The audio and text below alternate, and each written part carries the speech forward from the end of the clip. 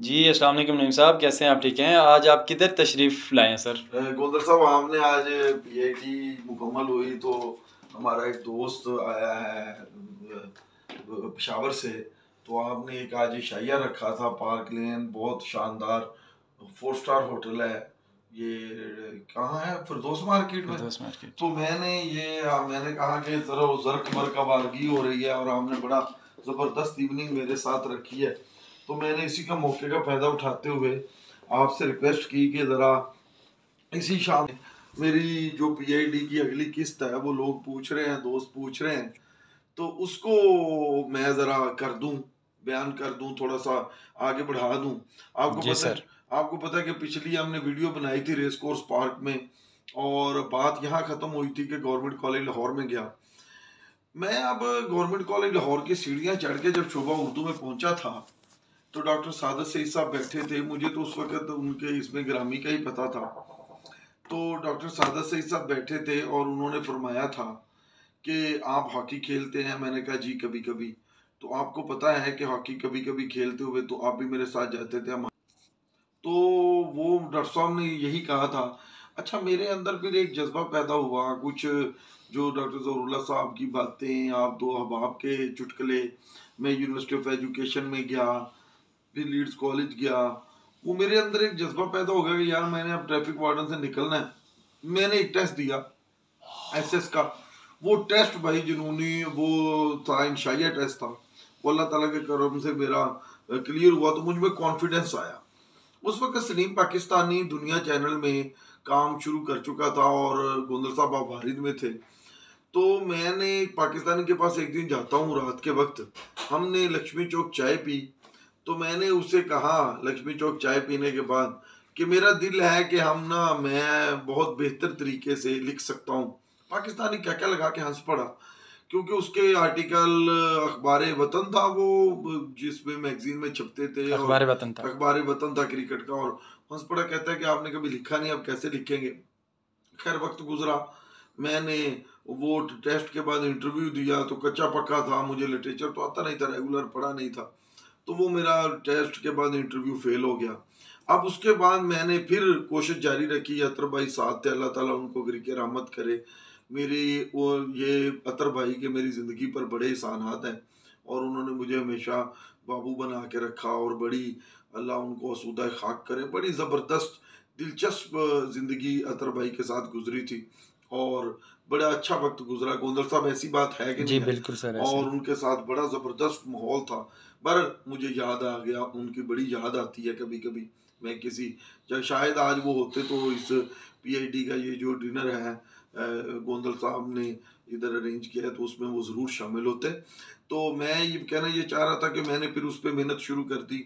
अब मैंने सुबह के वक्त, मैं लीड्स कॉलेज में, लीड्स का एक ये रॉयल चैनल वालों का अखबार था प्याम मशरिक, मैंने उसमें लिखना शुरू कर दिया। और उनका अखबार था और उसमें मैं लिखता, कॉलम लिखना शुरू कर दिया। जाहिर शाह साहब थे, ज़हीर साहब थे। वो अच्छा कॉलम मैंने कोई 20 25 30 या शायद इससे भी ज़्यादा कंपोज करवा के लिखे। फिर मेरी दिल्ली दरवाजे मुबशर के साथ ड्यूटी रही, नाज साहब थे, दीगर लोग थे। उन मज़र कोड की वसासत से मेरी एजुकेशन में पहले ड्यूटी रही। रिलैक्स था मैं अब्बास के साथ, गुलबर्ग के कॉलेज में डिफरेंट अदारों में तालीम देता रहा। और बहरहाल मैंने ट्रैफिक वार्डन की नौकरी भी की, लेकिन मेरे दोस्तों ने मुझे बहुत इज्जतों से नवाजा, हर जगह पे कदर व मंजिलत हुई। फिर मैंने एक छोटा सा बिजनेस भी दरमियान में शुरू किया और उसमें अतर भाई साथ थे, वो इमरान यकूब साहब एसपी थे उस वक्त हमारे, उनके कहने पे। फिर मज़र की मेरा हसरत ने पहला ट्रांसफ़र किया मेरा टिकटिंग में, फिर मज़र की वजह से मेरा ट्रांसफ़र डाक रनर में हुआ। उस वक्त तक हम वीनस में अपना घर ले चुके थे छोटा सा, मैं और अतर भाई मिल के। और हमने क्या किया कि मैंने फिर पढ़ना शुरू कर दिया, हिम्मत दिखाई।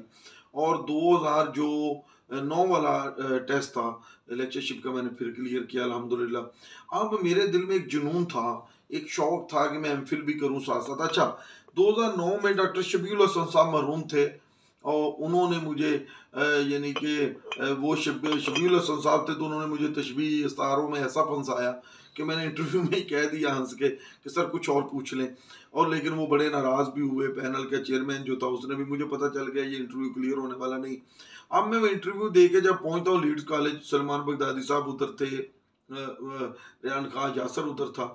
मैंने नूरुल हक साहब को बताया, मरहूम को, शबील हसन साहब भी मरहूम है। नूरुल हक साहब हंस के कहने लगे यार तू पहलो मैनू दसदा, शबील हसन तो मेरा बेली सी, मैं एफसी कॉलेज ਦੇ ਵਿੱਚ ਉਹਨਾਂ ਦੇ ਨਾਲ ਰਿਹਾ।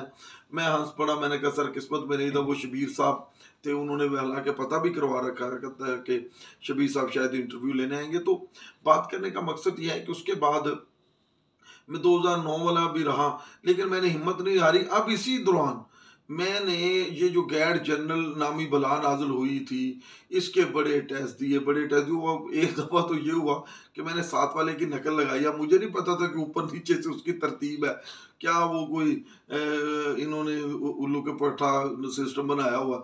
मैं तो अपनी तरफ से नकल का माहिर था, हाथ की जुब्बे से मैं लगाता गया। अब जब बाद में मुझे पता चला कि उसके पास पेपर उल्टा था, मेरे पास सीधा था, वो सारा ही प्रोग्राम खराब हो गया। इस तरह 1-2 पेपर मेरे खराब हुए। फिर मुझे अतर ने बताया, गोंदल ने भी शायद गाइड किया कि यार ये पेपर इस तरह आता है। फिर कोशिश की, और मैं यहाँ पर अपने अजीज दोस्तों के लिए मोटिवेशन के तौर पर ये बात बयान करना चाहता हूँ कि मैंने कम से कम कोई 18 से 20 को गैर जनरल दिए। हर 3 माह बाद देता था, 3 माह बाद फेल होता था, और उसकी फीस मेरा ख्याल है कि गोंदल देता था, और उसको अप्लाई करता था और कहता था तेरे को नहीं होना छोड़ दे। सर मेरे पास सारे रिकॉर्ड अभी तक मौजूद अच्छा, हैं। वो अब जब ये हो गया तो फिर 2010 में रॉय इकराम के कहने पर मैंने किप्स दोबारा ज्वाइन की। मैंने कहा कि एजुकेशन की तरफ मैं आऊँ ट्रैफिक वार्डन के साथ। रॉय इकराम ने मेरा इंटरव्यू करवाया, मैं R1 कैंपस चला गया। अब हुआ ये कि मुझे डॉग रनर लगा दिया गया। रात को ज़ुबैर ड्यूटी पे जाता, कभी शुएब और नदीम को भेज देता। नदीम भी आया हुआ था इन दिनों, छोटा भाई। अच्छा, शुएब भी इधर था।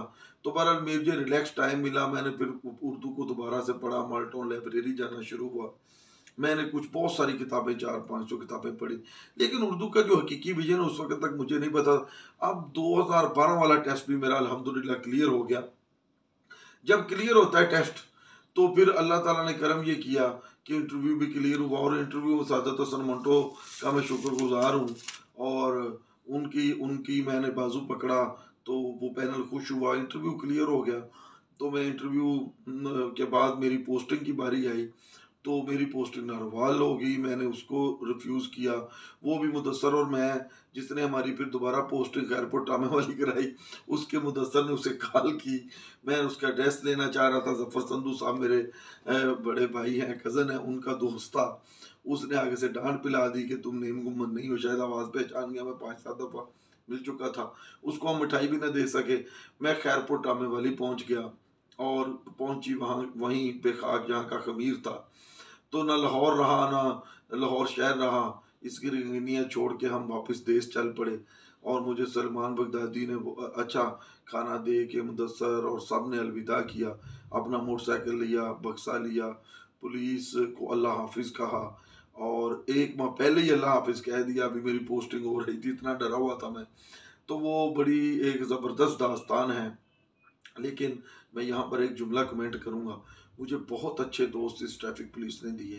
लाहौर शहर के कोने कोने में मेरे 15-20 ऐसे दोस्त बने जिनके साथ अभी भी कल्बी ताल्लुक है, और बड़ा ज़बरदस्त ताल्लुक है, और ख़ानदानी खान फैमिलीज़ का ताल्लुक है। यानी कि बाज़ तुक़ात ये कहा जाता है कि महकमों की जो नौकरी है बेल्ट की, इसमें दोस्ती नहीं होती, लेकिन मैं ये मफरूज़ा समझता हूँ। मेरे बड़े बेहतरीन दोस्त हैं, अंसर है, यासर है, नत उमर नत है, इनाम है, उसके बाद एहसन है, कैसर व्यू है, मज़र है, सलमान है, मोहसन है, और दीगर उमैर है, आदिल भट्ट है, मुबशर वट्टू है। बड़े सारे मेरे इतने शानदार दोस्त हैं कि बीसियों, और कदर भी बड़ी सारी ज़िंदगी मेरे इन दोस्तों ने मेरी कदर की है। आप सोच नहीं सकते कि जितना एहतराम मुझे ट्रैफिक वार्डन सिस्टम में भी दोस्तों ने दिया, वो भी सिर्फ इस वजह से कि पढ़ने वाला आदमी है।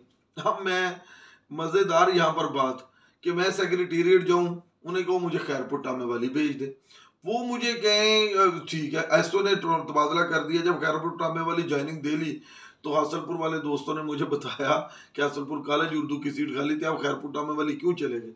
मैं हंस पड़ा, मैंने कहा पता नहीं चला। 2 साल बाद मैं हासलपुर आया, लेकिन अब यहाँ पर मैंने 2012 में जब बहावलपुर गया तो मुदस्सर ने एनटीएस के फोन कर करके मेरा सेंटर चेंज कराया। याद है तेनू? याद है। सेंटर चेंज करवाया।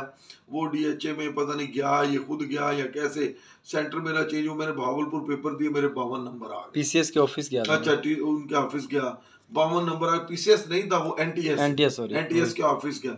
अच्छा जी, अब मैंने वहां पर जाके टेस्ट दिया तो पास हुआ। डॉक्टर शाह नवाज का मैं यहाँ पर शुक्रगुजार हूँ, जिसने मुझे फिर लेक्चरशिप के साथ वहाँ पर भी बड़े अच्छे दोस्त, मुश्ताक तईम साहब, वही साहब, दीगर दोस्त बड़े अच्छे, अकबर भाई, इशफाक साहब और दीगर नौजवान, मुश्ताक और दीगर नौजवान जो थे वो सारे मिले। नए नौजवान थे, हबीब था, आरिफ था और सलीम था, बड़े सारे ज़बरदस्त लोग मिले, हाफिज़ाद अमर था। अब डॉक्टर शाहिद नवाज जो आजकल वहाँ यूनिवर्सिटी में हैं, उन्होंने मुझे कहा कि आप मेहरबानी करके एमफिल करें।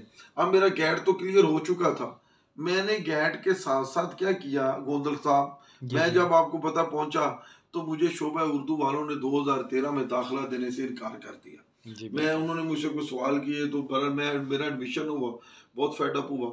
अगली दफ़ा जब मैं जाता हूँ तो मैंने वहाँ जाके डॉक्टर रुबीना रफ़ीक साहिबा से कहा, डॉक्टर लियाकत साहब थे, मेरे मेहरबान हैं वो, मैंने उनसे कहा कि आप प्लीज़ मुझे वैसे ही दाखिला दे दें इंटरव्यू के बगैर, मैं लेक्चरर हूँ, आपके शोबे की यानी कि नामवरी में इजाफा करूँगा। वो कहका लगा के हंसे, उन्होंने कहा इंटरव्यू तो होगा। मैंने कहा इंटरव्यू जाने दें, ये गैट मुझसे नहीं होगा, ये आखिरी साल है। खैर उन्होंने मेरे इस तरले को माना, मेहरबानी की, मुझे दाखिला दिया। फिर एमफिल से जो सफ़र शुरू हुआ, इस पे मैं अगली किस्त में बात करूंगा। बड़ा दिलचस्प सफ़र है, मैं हासलपुर कॉलेज कैसे पहुंचा और इस्लामी यूनिवर्सिटी बहावलपुर में एमफिल कैसे किया। बहुत शुक्रिया।